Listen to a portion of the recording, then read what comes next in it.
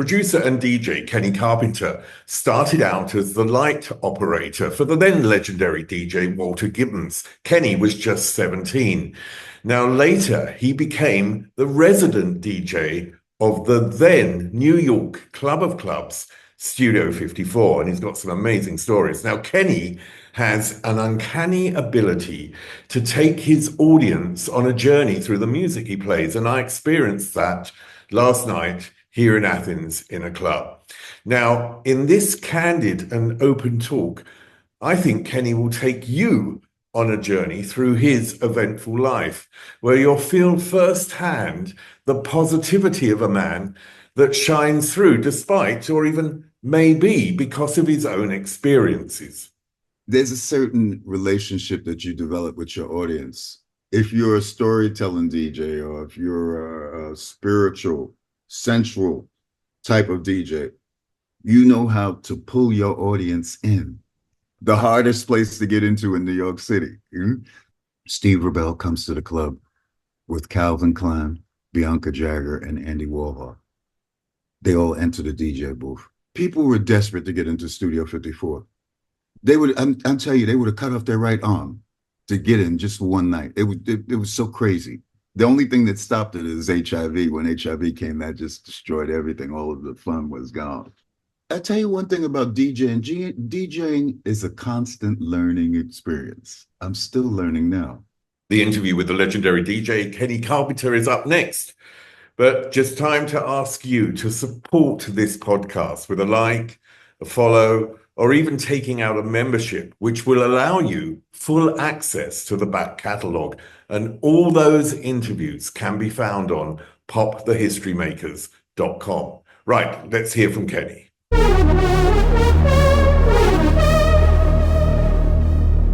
Kenny Carpenter, welcome. It's brilliant to see you. I mean, I've only not seen you for 10 hours. I know, right? It was a short affair. I wish it would have been longer. Yeah, to be honest, I mean, and also the way you play, it builds a momentum. Right. You know, and so when something's short, I think that makes it difficult. But you could tell by the end that everyone was really getting into it, which was brilliant. Right. And as I was building the momentum, it ended. I want to take you back, first of all, to your childhood and your quite young childhood. And if you can tell me about the type of family you were brought up in, you know, what the family unit was and what life was like for you as a child. Well, you know, I have 7 brothers. Right? And so I'll make this kind of short, right? My mother had a baby every year. She had a baby, the first one, then a year later, no, then 2 years later, she had a baby. Then a year later, she had a baby. Then a year later, she had a baby. So that's 4 babies, right? Boys. So she told my father after the 4 boys, I never wanted all of these boys. I wanted a girl. So a year after the 4th one, she had babies again. She had twin boys. The next year after that, my mother told my father, listen, I never wanted all of these boys. Let's try for a girl. And she had another set of twin boys. So so that's how I became to have 7 brothers. But after the young ones were born, my father left and he started a new family. So we were pretty much raised on our own because, you know, my mother was always working and everything. She had to work a lot. So we pretty much were raised on our own in the housing project in Brooklyn, and we made our own rules.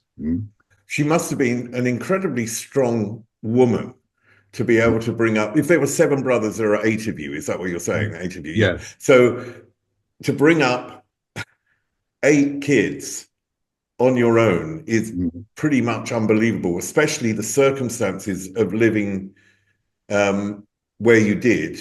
And, you know, in essentially what was the ghetto back then, wasn't it? That's right. So if you're living in the ghetto, I'm presuming, you know, I don't know how she worked. And also, you know, the kids have got to look after themselves during the day. So, but she installed in you, in all of you, I presume, a sort of character and beliefs that were very positive, didn't she? Absolutely. You know, one thing, my mother, first of all, my mother was not to be messed with. She was rough too. If you stepped out of line, believe me, she would let you have it. But my mother, if I went with her to a neighbor's house and I didn't say good morning, she would look at me and she would say, "What did you say? What do you say?" Oh, and I said, "Oh, good morning, Miss Charles." If I didn't say good morning when I stepped into someone's house, my mother would knock me in the head. Say good morning, or say good evening. So she instilled a lot of lessons in my life that I still use today. Hello, thank you, please. Those kind of lessons, and treat others as you expect to be treated yourself. In terms of the brothers, where were you in the age range? Were you near the I was the oldest? third. I was the third of the eldest, right? So there was a lot of, I have five younger brothers, so there was also a lot of fighting and a lot of just madness going on. When you have seven brothers, you got a lot going on in the house. I mean, you've got But to be loud, haven't you? You know what I mean? To be heard. loud music going 24 hours a day, forget it. Loud is it's an understatement. But I also had to be a fighter because I have five younger brothers. So if something happens, my brother tells me, "Oh, this kid punched me in the head," or "This kid did this," or whatever, I can't run out there with a pink dress and high heels. You know what I mean? I have to get out there and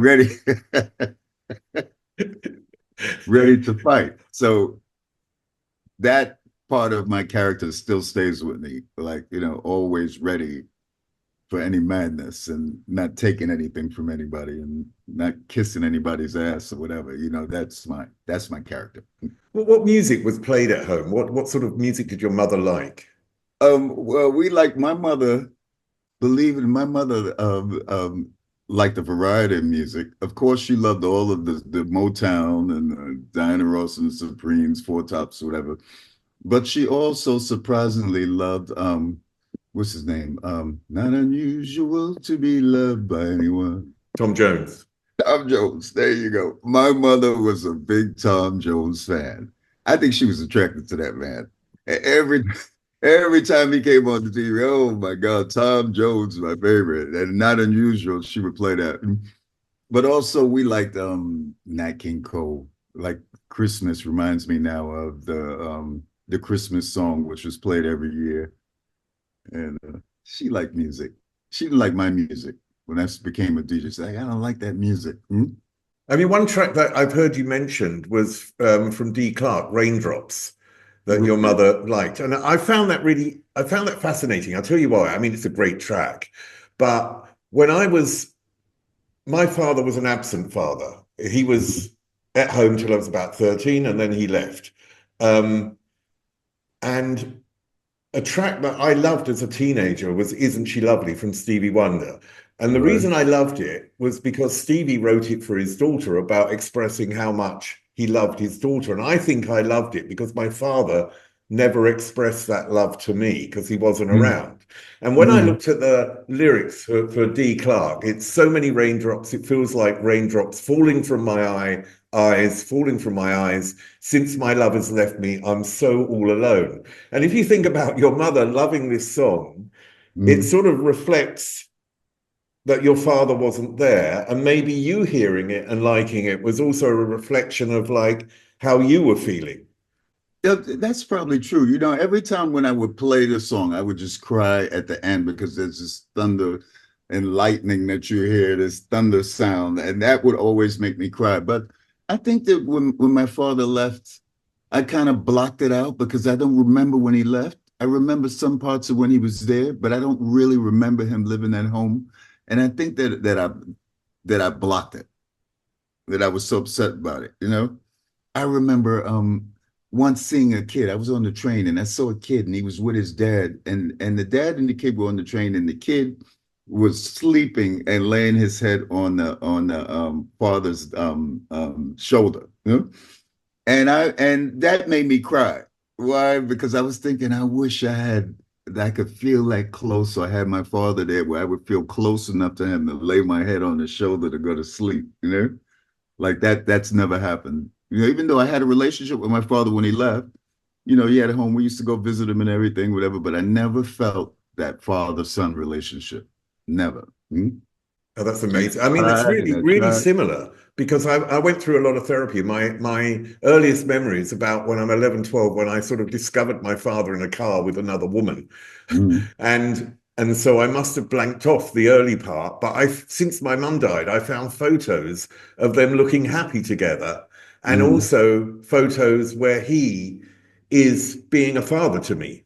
So mm, I blocked off the bits that were good and mm. remembered the bits that were bad. And I'm just wondering whether that you feel that that could be the same, that there were positive It, elements there.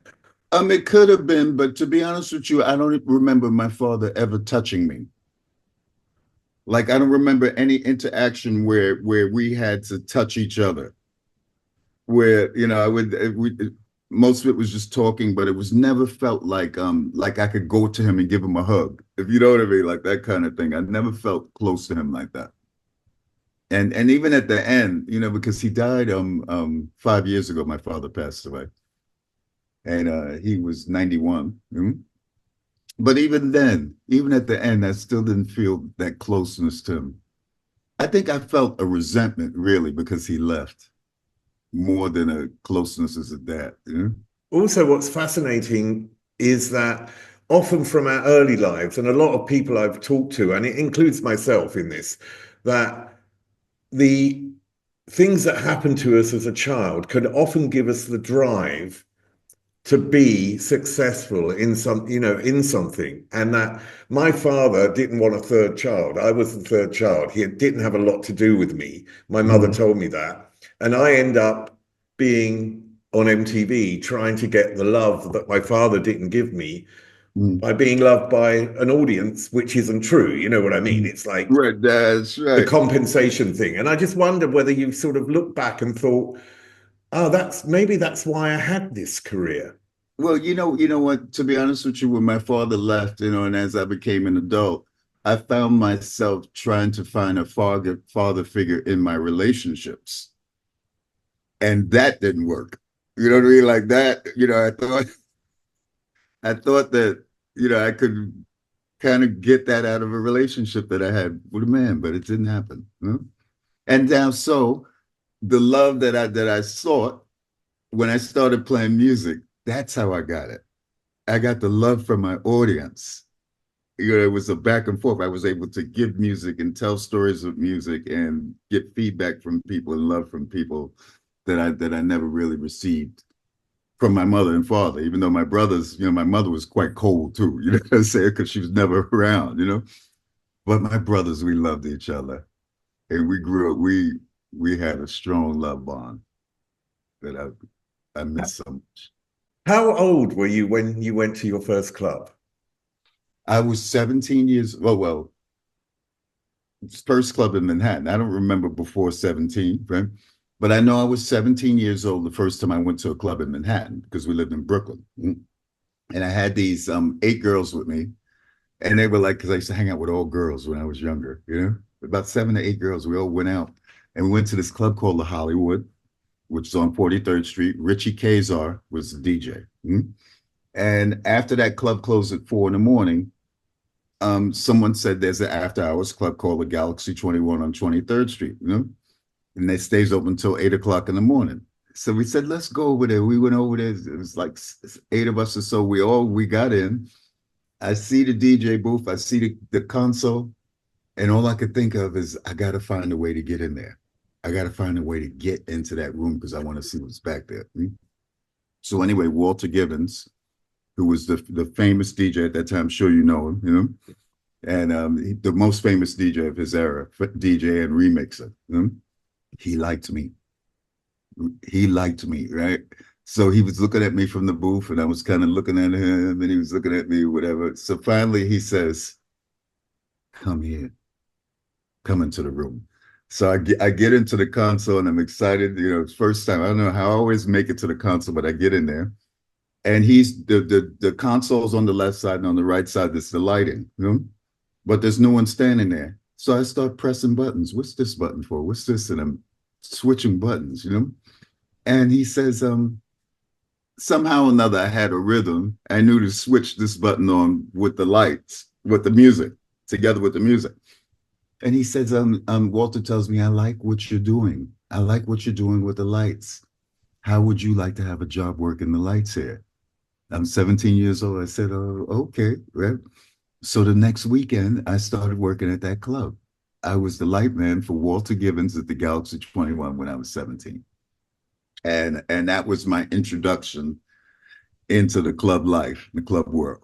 What did you watch him closely about? Because you mentioned Walter Gibbons was one of the most influential DJs Mm. of that era, and he would incorporate sort of dub type techniques into music, and he was responsible for more like the 12-inch, wasn't he? For like Yeah, extended mixes and things.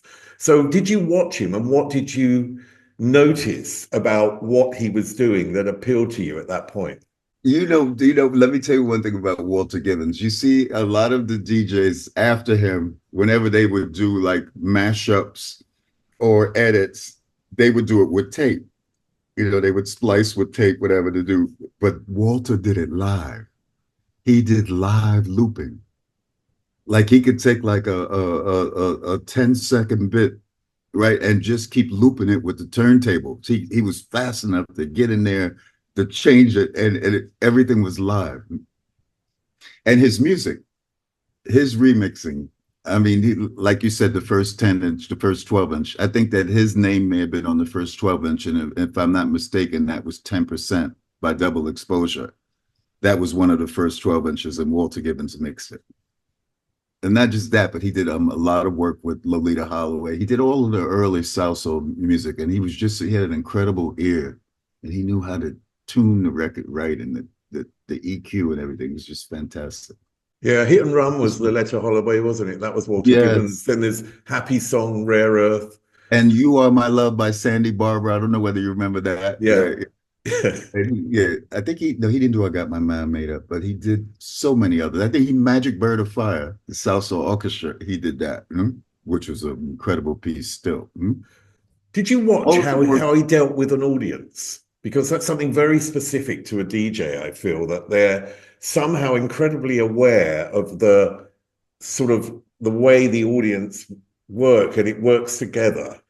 one thing, Walter was an incredible DJ. Not my favorite, right? But he was an incredible. My favorite was Nicky Siano, by the way. But Walter knew how to read a room, and he knew how to mix. His selection was incredible, and he knew how to mix. But he wasn't as great as at the storytelling like Nicky Siano was, or Larry Levan. You know what I'm saying? There's a storytelling going on, not just the music, but a journey into the music. And let me tell you one thing about Nicky Siano. I'll give you an example of storytelling, right? Nicky was the king for this. He could take current affairs, something going on today, like say something happened with Trump or whatever, and he would find the right song to send the message of, well, he shouldn't have done this. So and I'll give you an example, right? Freddie Prinze. You remember when Freddie Prinze died, right? I was at the gallery, right? And Nicky Siano played Freddie's Dead by Curtis Mayfield. And when he played that, everybody got it. Yeah, okay. Yeah, he is dead. It's true. So that's one of the magic techniques that I don't hear now. I don't hear that in the club world now. People don't know how to talk with the music, not just play the beat, but talk with the music, send a message.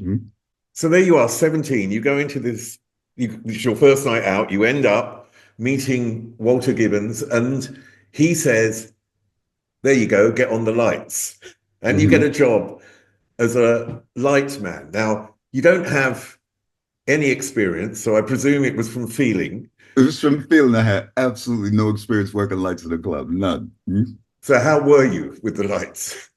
I think that I was probably one of the best light men out there, right? Because even though I didn't have experience with the working lights, I knew that there's a relationship between lights and music. I always believed that the lights should be a reflection of what's going on with the music. So that's the way I played lights. If you heard the vocals, then if it's something like "Put on the red light," right? Then the red light is on, of course. They're saying "Put on the red light." So I believe that that message, those messages in the music have to be reflected in the lights. Anyway, I worked there for 1 year, right? Until being fired. The owner of that club fired me. And the reason that he fired me is because when the break, I love doing this here, right? The lighting is going, you've been in the clubs, you've seen it.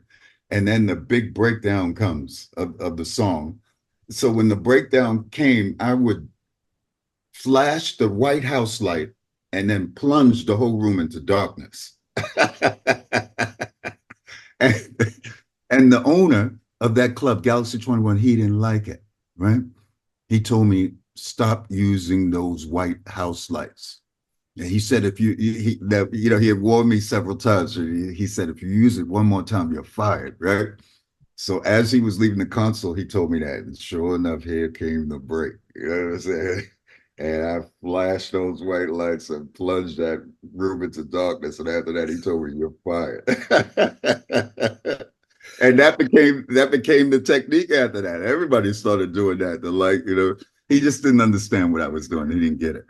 So when that happened, someone there was another owner that came to you and said, right, "We want you right. to do the lights." Right, because there was another owner. Actually, the guy that owned Galaxy 21 actually was a black man. His name was George Freeman. And why I say that is because it was so rare, especially in the 70s, to see a black man owning a club in New York. You know what I'm saying?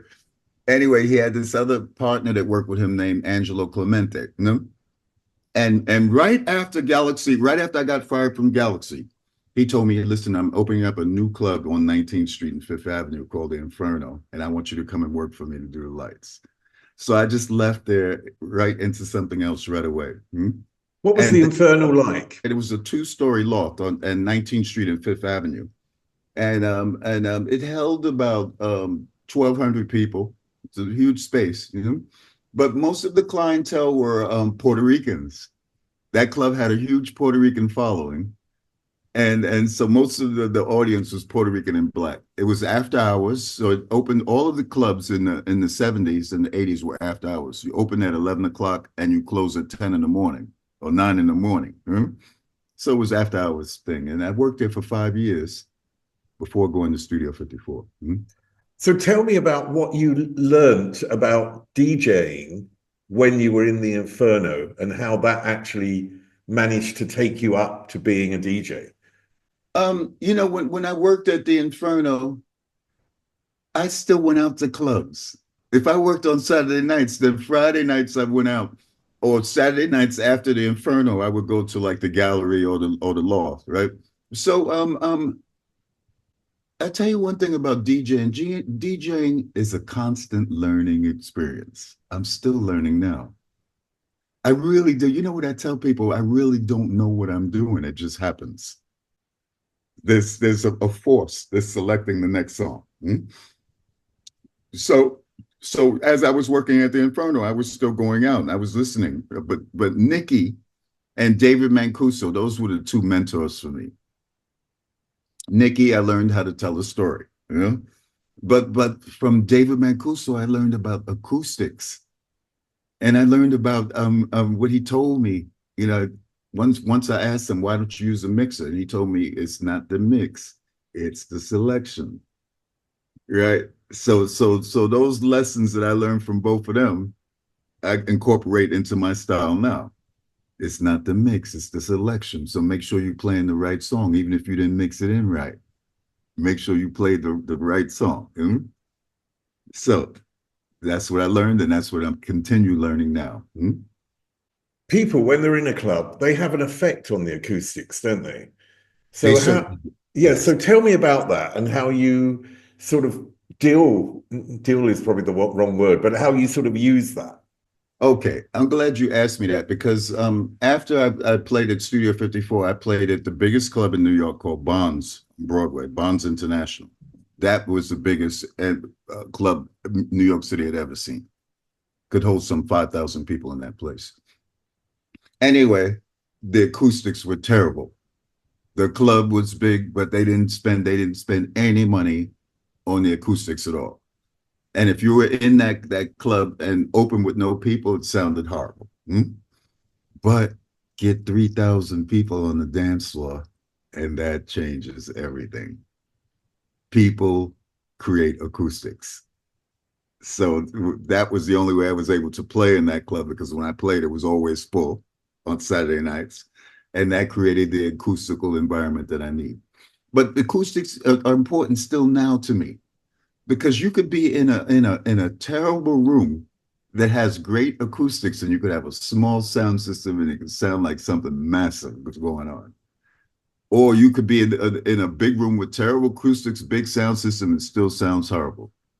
The acoustics are part of the listening experience in a club, in my opinion. In a moment, how Kenny made his way to Studio 54 and some wild, wild stories of that time. First, though, please like, subscribe, or take out a membership. As I've said before, it allows you to watch all the archived interviews, the whole back catalogue, which can be found on popthehistorymakers.com.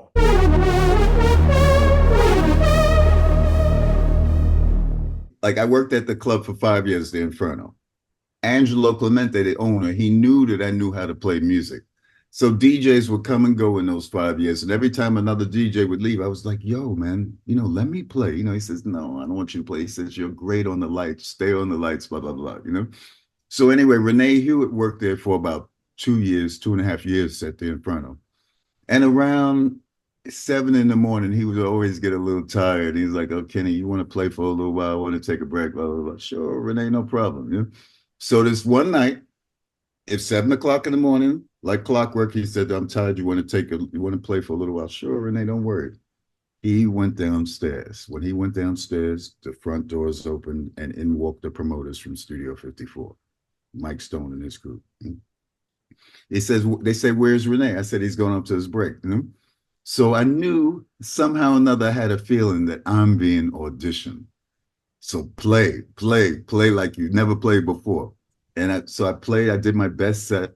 And after around 45 minutes or whatever, they were leaving. They told me, we really like your music so much. How would you like to play at Studio 54? So I said, oh, sure, of course, right?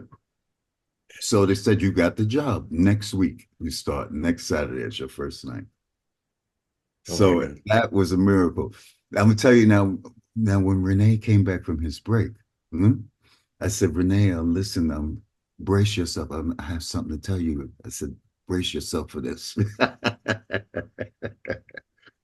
I told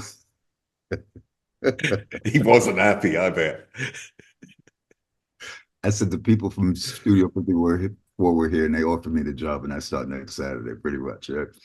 So he didn't say nothing. When I said that, his face went stone. He didn't say anything, right, for about at least a minute. I guess he was trying to really figure out what he was going to say, right? So he told me, after that minute, he told me, you will go and call those people right away and tell them that the job was meant for me. That's what he told me. What did Frankie Knuckles say to you? Don't ever go to the toilet during a set. That's right. Don't go to the bathroom, right? Because when you come back, and it's true. Yeah. What did you know about Studio 54 before that? Because obviously, it had, today, looking back, it had the biggest reputation ever for a nightclub. And I just wondered, at that period for you, what Studio 54 meant. Was it the pinnacle of achievement for a DJ? It certainly was, but not just that, but it was a place where the lifestyle, the rich and famous party, and the hardest place to get into in New York City. Even though I had been there before playing there, I had been there before. Studio, let me tell you one thing about Studio. The 3 things that made Studio 54 magic. It was a theater. Right. So especially when you have people, celebrities from the movie industry, the music industry, when they're in a theater, they feel even more special. Right. So it was the fact that it was a theater, the sound system, and the phenomenal light show that they had. Because all of the lighting was live. So it came down on props and curtains drawn curtains. They would have the curtain decorated with lights. Certain every night was a different theme, and it was all operated from the back. So and not to mention the sex, Let's because mention it. yeah. No, because no, because in the 70s and even to some extent in the somewhere in the early 80s, sex was always popular in the clubs, especially Studio 54 and places like Paradise Garage or Bombs, because they were big venues. Right? And it went hand in hand. The only thing that stopped it is HIV. When HIV came, that just destroyed everything. All of the fun was gone. You know?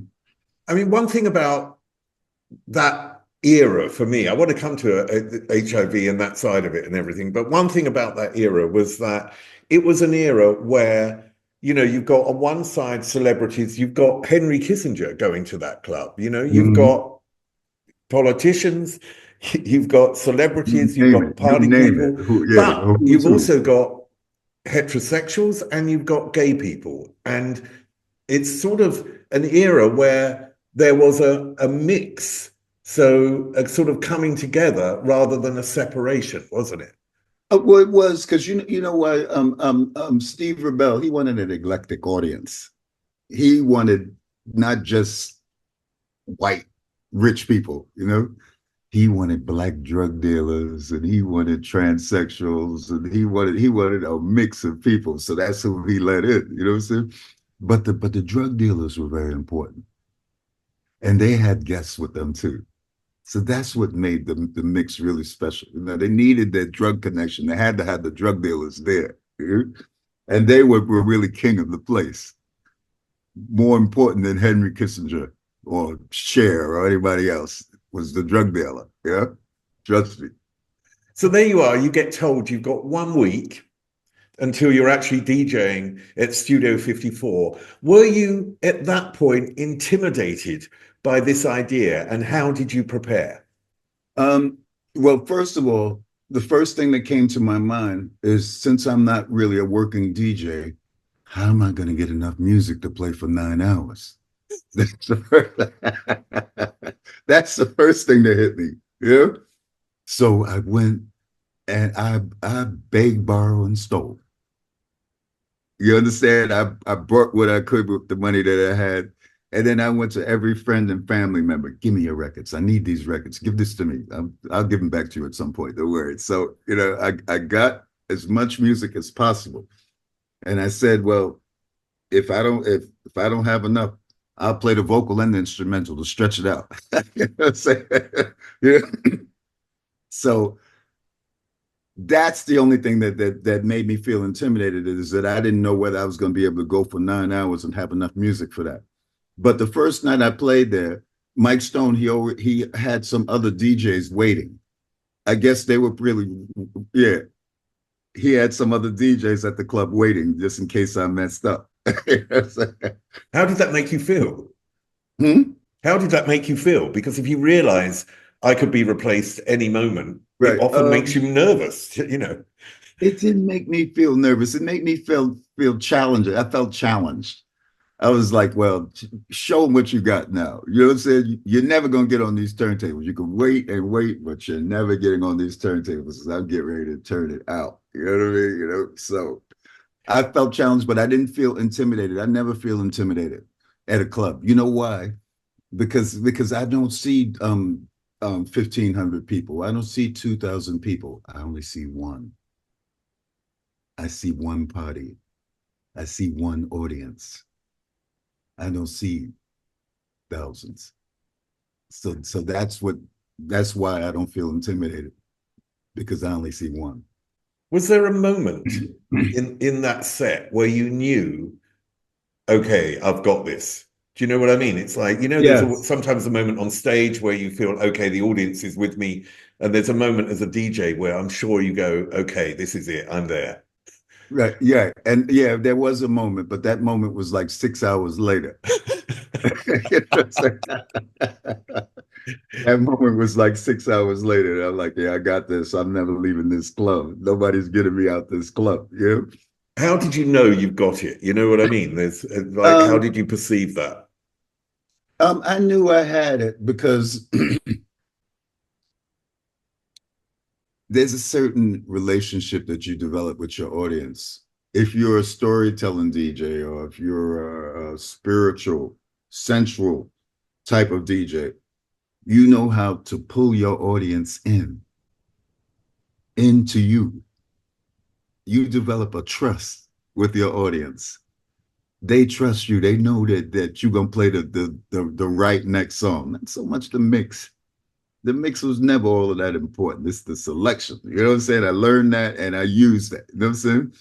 But even now, still, I know I have a magic.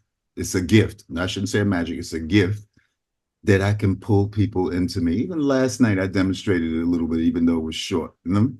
Is that in any situation, I can pull you in musically and tell that story. Yesterday, maybe it was a disco story, you know, where those songs are important to me. Those songs that I play, they're part of my life. They're part of the story that I want to tell. But that artist is telling that. Yeah, but I And also felt you were identifying us because I felt very identified with the music that right, you played last night. So you understood who we were. I was playing for you. You understand? Last night I was playing for you, even though it was a short segment. But you and your crew was there. I don't care who else was there.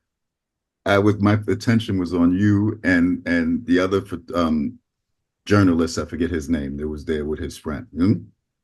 So I was playing for you guys.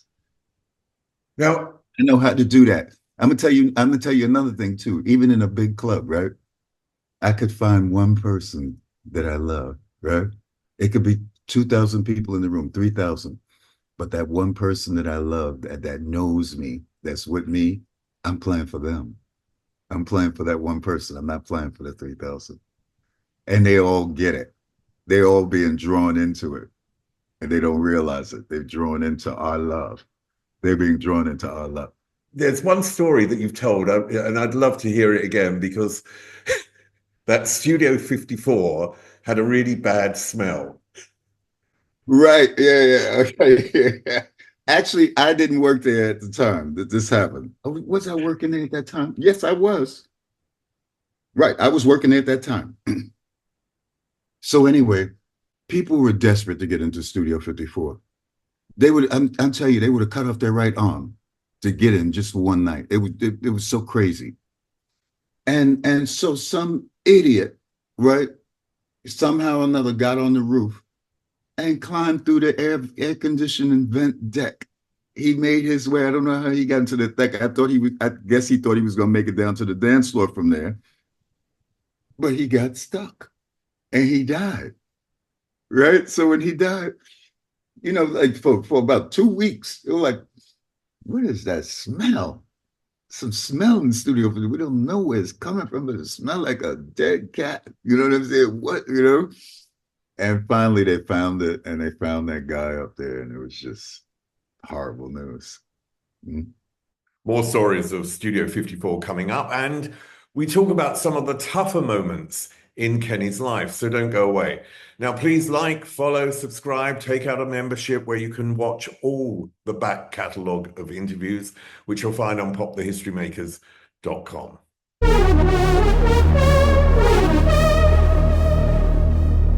Studio 54 is a lot of glorious stories about Studio, but I had some terrible nights there too, and some nights where like for instance, one night I'm playing at the club, right? And I throw on a song, right? Because the dance floor I could see from the booth there. I throw on a song and I go back to select another record. And then when I come back to the dance, to the console, everybody's gone. The dance floor is cleared. And I'm like, what the heck? They always liked that record before. What's going on here? You know what I'm saying? And what happened is somebody got shot on the dance floor. There was somebody with a pistol and they started shooting whatever. I don't know what happened, but everybody ran out the club from the dance floor. I didn't hear it because of the music. But when they ran out, the security told them, everybody that's running out, you're not going to get back in here. You're going to have to pay to get back in. And then they all ran back in.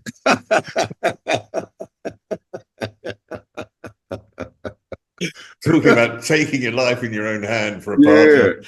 That's a, I don't know who the shooter was, what happened, but the first song I played, "Shoot Me With Your Love," Tasha Thomas. what about the performances in Studio 54? Were you as a DJ able to influence any of the performances to say, because it has to, in a sense, you're part of that performance, you're there. So I just wondered whether those performances were just put on you or you had a word in terms of what the No, performances I never were. really I usually, especially somewhere like Studio 54, the sound tech for the show and the lighting tech, they all got that. I don't really get involved in the show. I'm just there as a participant like everybody else. But one night we had Unlimited Touch live at Studio 54. And they had a live sound system. They brought their own sound. They weren't tuned into the house system. They had a band and everything with that speakers and all on the stage. So when it came time, they played what is that? I hear music in the streets. Yes, I hear the funky beat. They played that one, which was a favorite at Studio 54. Actually, the whole album of Unlimited Touch was big at Studio 54.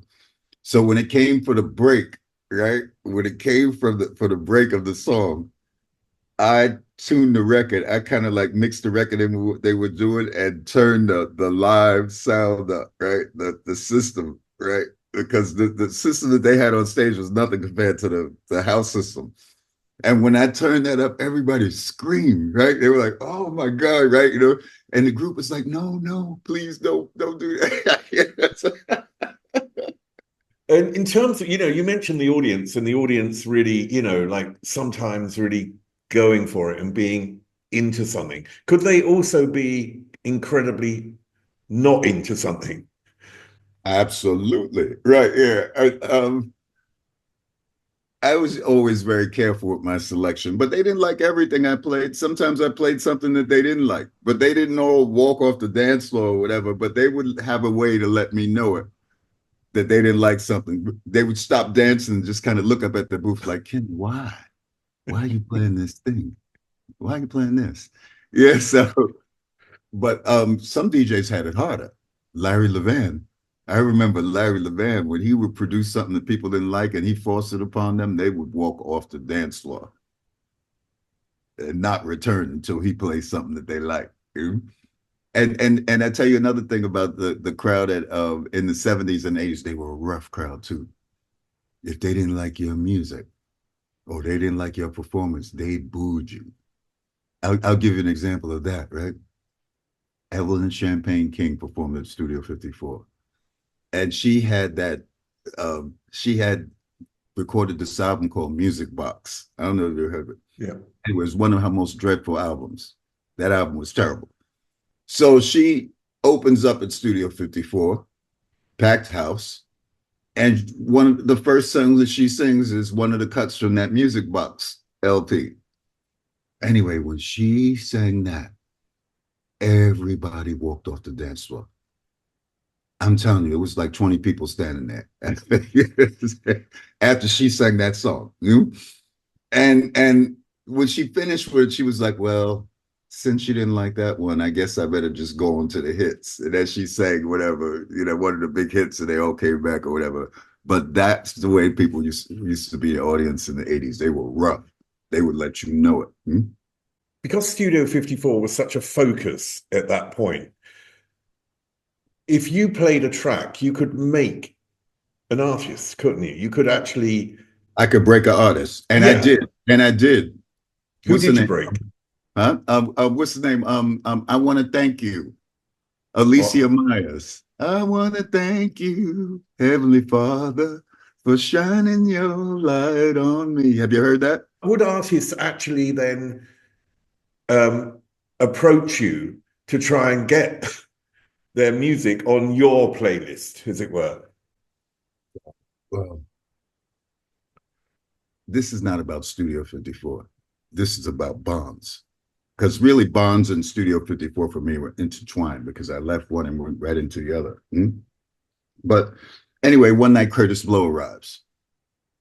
And Kurtis Blow is like, I have my new record. He has like 10 people with him. I have my new record. I want you to play my new record, please. So I said, oh, leave it with me, right? Leave it with me, Kurtis. So, they left and went downstairs for a while. I listened to the song. I didn't like it. And I put it on to the side. So Kurtis Blow comes back like 45 minutes later, an hour later. And he says, yo, when you going to play my record? So, I said, Kurtis, I listened to the record and I like it, but I can't play it now. But leave it with me and I'll play it when I get a chance. Right? Kurtis Blow tells me, you and that damn Larry Levan are just alike. I should fuck your ass up. Kurtis Blow. Kurtis Blow said that to me. You understand? In my own DJ booth, right? So I picked up the red phone right away and screamed for security. When security came back to the console, I had security. I told security I want him and his 10 friends out of the club. So I had him thrown out the club for that. Because how dare you threaten me in my own club, in my own DJ booth? I never saw him again.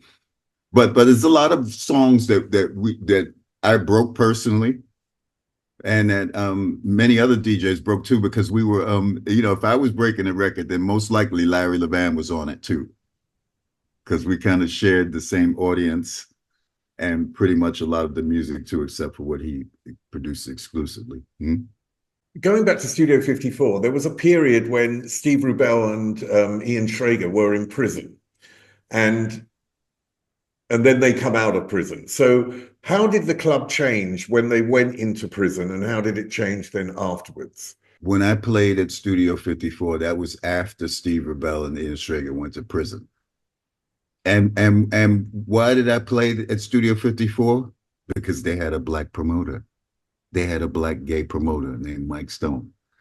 And the way they got that black gay promoter is because when Steve Rubell and Ian, when they went to jail, they lost the liquor license for the club. When they lost the liquor license, all the celebrities and the white people stopped going. Because at that time in 1980, there wasn't no white people going to a club unless you had alcohol.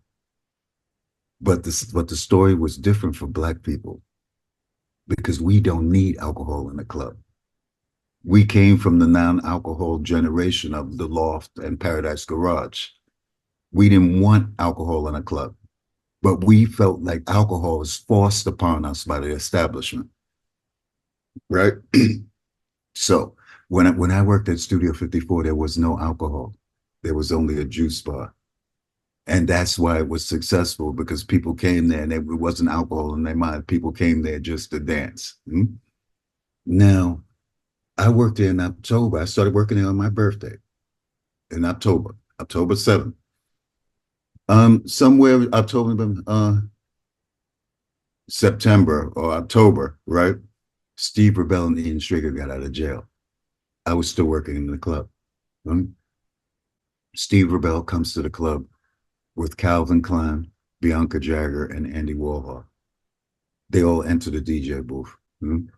Steve tells me, I want to hear Your Love by Lime. You remember that dreadful song, right? So I had that record, but the problem is that when I got it from the record pool, I threw it out the window. So I didn't have that selection with me. So Steve asked me for a record. I said, Steve, I'm sorry, I don't have that song. So he tells me, listen, I got Calvin and Bianca and Andy with me, and they want to hear Your Love by Lime. So play Your Love by Lime. I said, once again, Steve, I'm sorry, but I don't have that song, right? Then he told me, you look at here. I'm Steve Rubell and I own this place. And I want to hear by Lime, so you better play it right now. Now, I'm going to tell you something. I'm not the one to be talked to that way. I don't need your money. I don't need the fame. Don't disrespect me. So I said, after he said that and he was rude with me, I said, Steve, I told you once and I'm gonna tell you again, I don't have that song. But if I had that song, I would never play it. You know why? Because I hate that record. Well,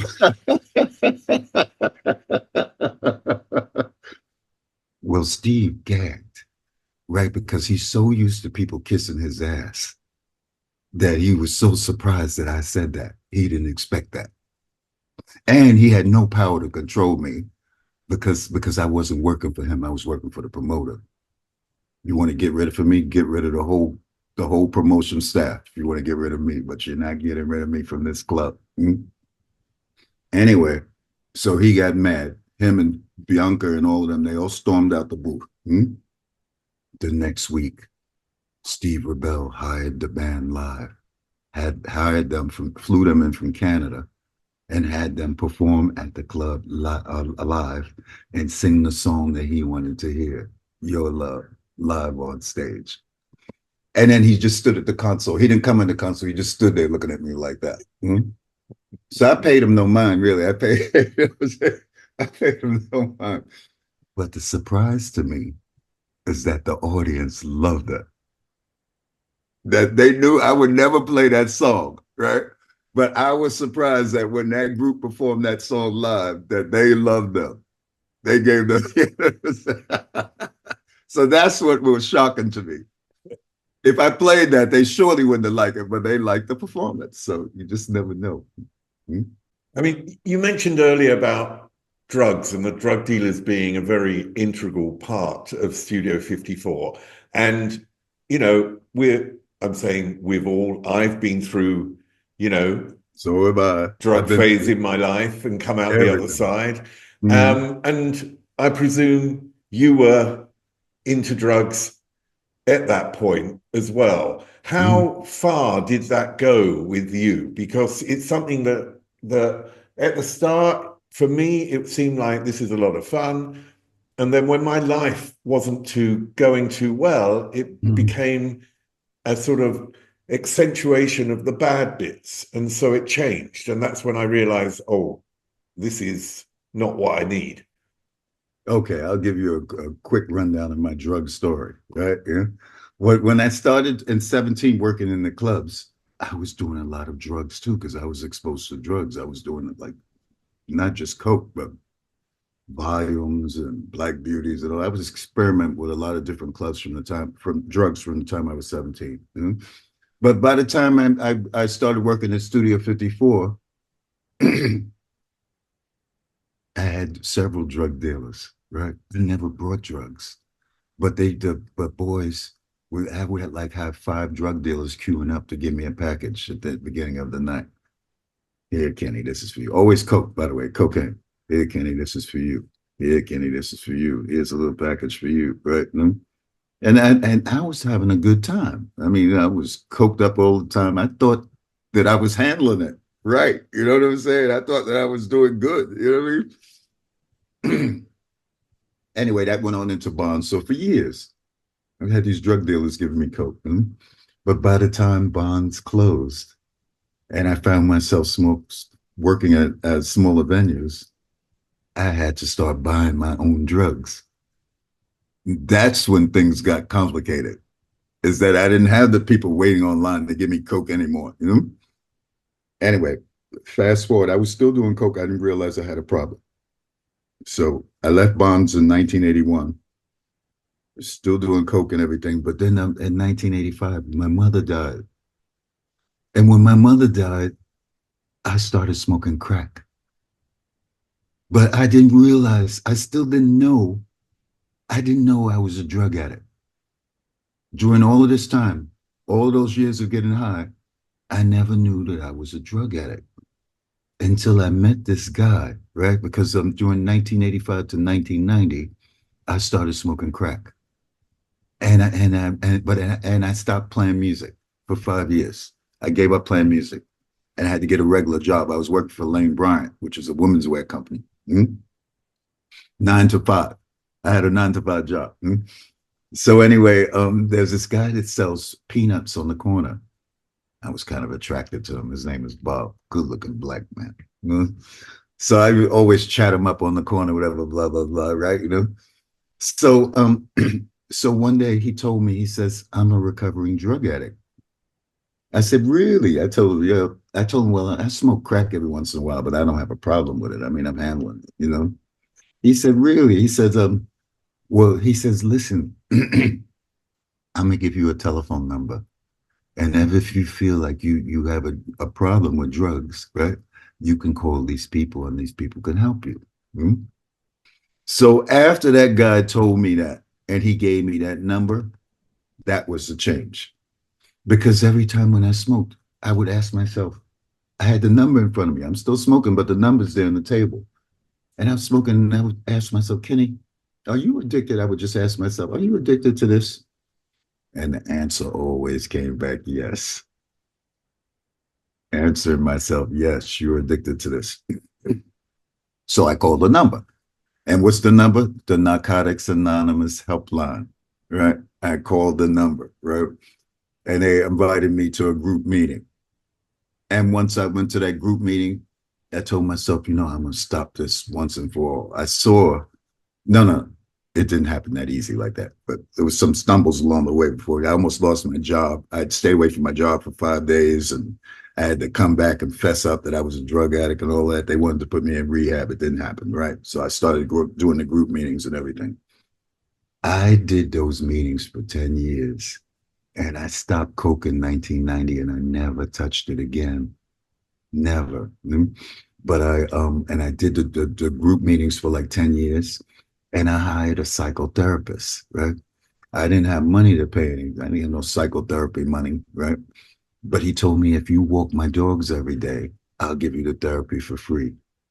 So that's what I did. I walked his dogs every day for the therapy.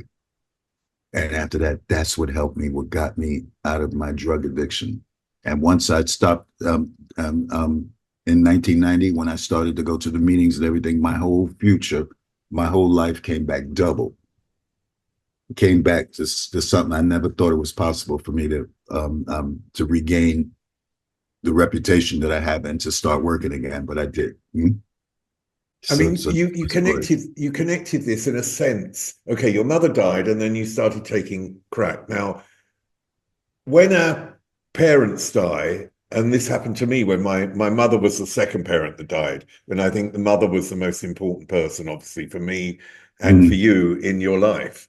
And when she died, it's like a train track. It's like you've got your mother in front of you. The train in front of you is your mother. So you have an orientation in life. And when that person dies, the orientation goes. And when you're very close to that person, it's really quite disabling and confusing. But what seems to happen is that you find a route and your own destination. Do you see what I mean? And it sounds like that's what happened to you. When you were in psychotherapy, did you talk about that and connect it to your mother at all? You know, even in psychotherapy, you know, even it took me decades to realize that I started smoking crack because my mother died. That was the trigger for me to start smoking crack. But I didn't even get that in therapy.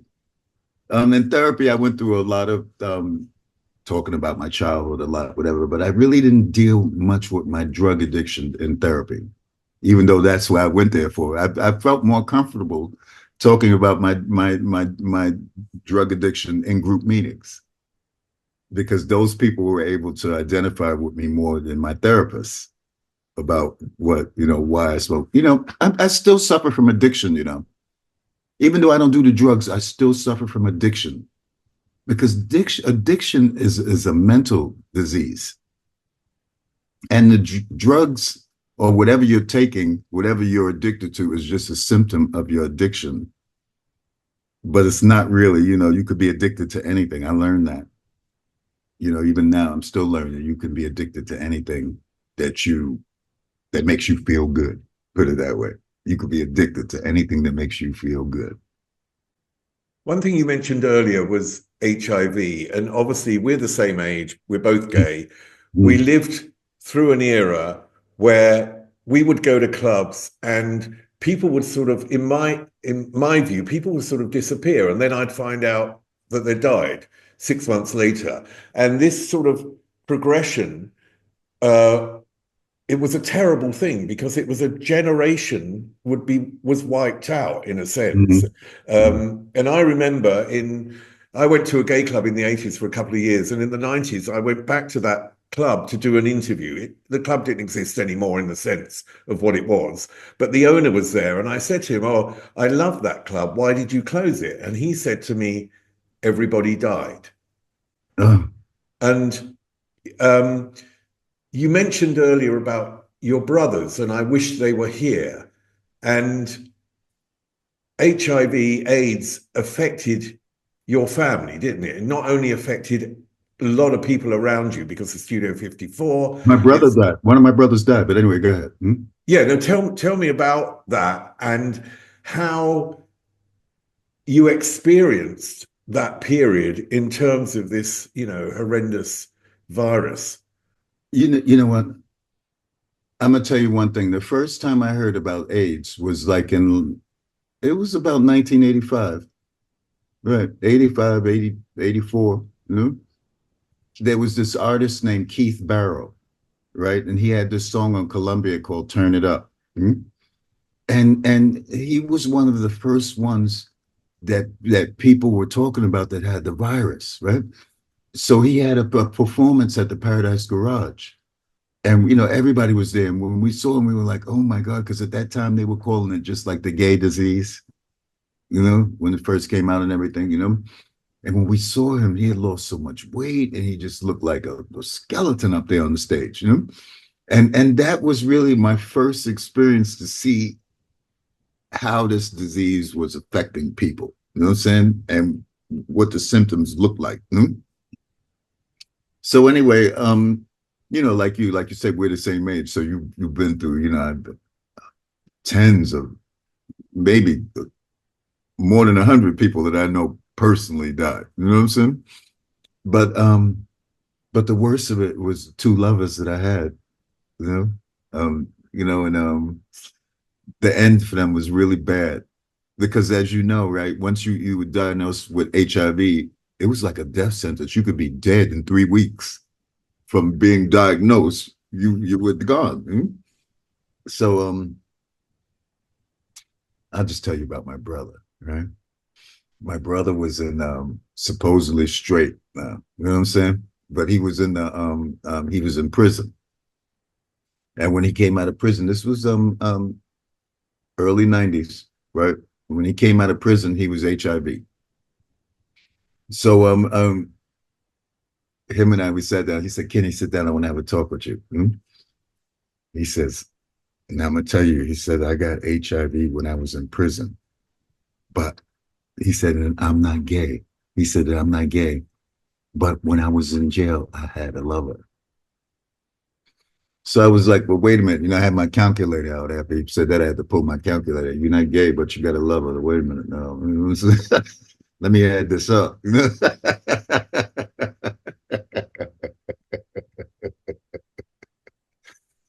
So anyway, he got the HIV, and within months he was dead. So my cousin told me, he says, "Kenny, you didn't realize it, but your brother was gay." And he says, "You know how I know? It's because when he got out of jail, he invited me to a party." He said, when I got to the party, there was only him and two other guys, two guys at the party. So he asked my brother, he says, "Yo, when all of the bitches arriving?" And he said, "Don't worry." He said, he said, "Don't worry, they'll be here soon." Right?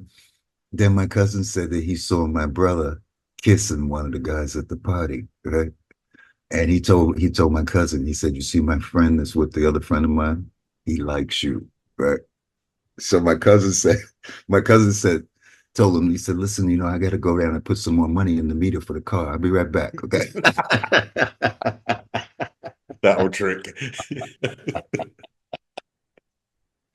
So my brother died and my aunt died. My aunt died. She was a lesbian. Aunt Lady. We call her Aunt Lady. And she died because she had intravenous drug use. She was a dope fiend, and that's how she died, because of sharing a needle or whatever.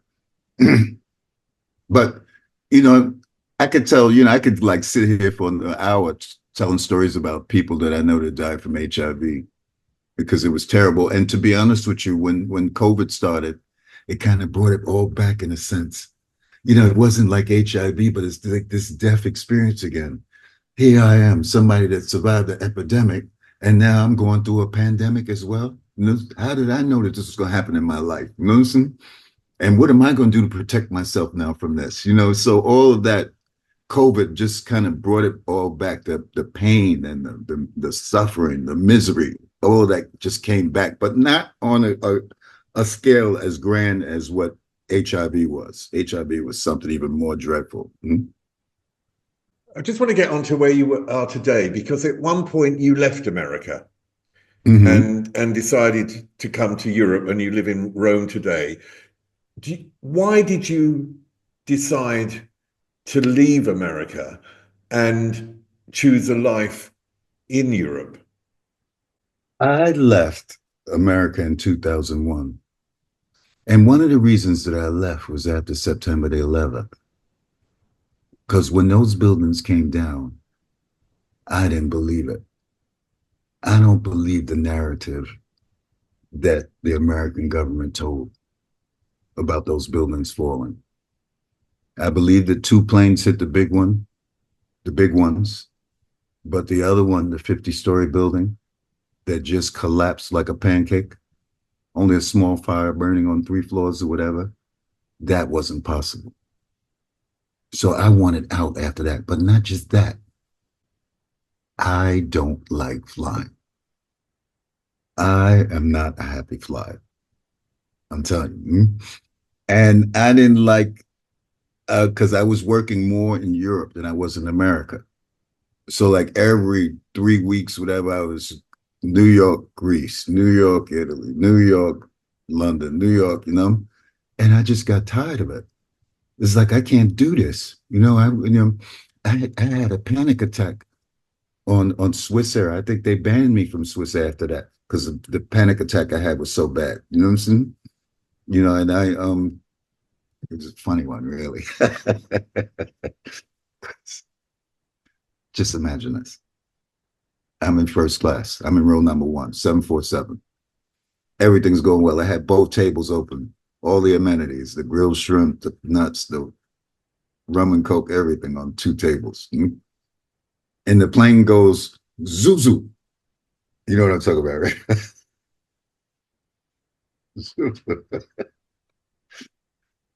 So I panicked.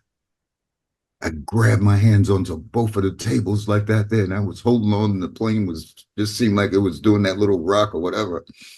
Then I took everything that was on both tables and threw it all onto the floor.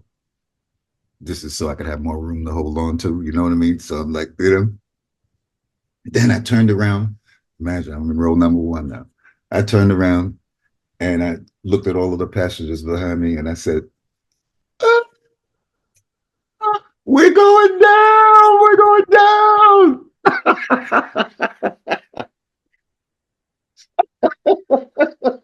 I'm never going on a plane with you, Kenny. And the flight attendants were trying to calm me down. They were like, no, we're not going down. Take it easy. Everything's just a little turbulence. Try to relax. And then they banned you.